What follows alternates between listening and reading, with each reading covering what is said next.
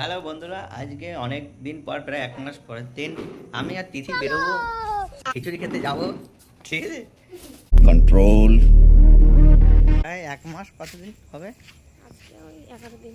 1 মাস 11 দিন পরে আমরা, মানে তারও আগের থেকে দুজন একসাথে কোথাও বেরোয়নি। হ্যাঁ, আজকে বেরোচ্ছি, খিচুড়ি খেতে যাচ্ছি।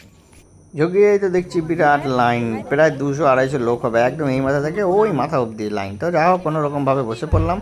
হ্যাঁ, মানে ফাঁকা হতে না হতে মাথার উপরে গিয়ে দাঁড়িয়েছিলাম আর কি।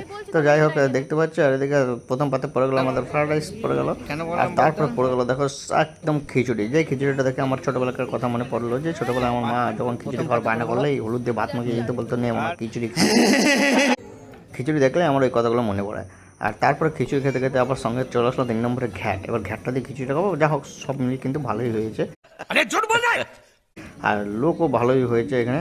আর লাস্ট পাতে চলে আসলাম আমাদের পাহাড়ি, এটা না খেলে না, মানে শেষ পাতে মিষ্টি খাও।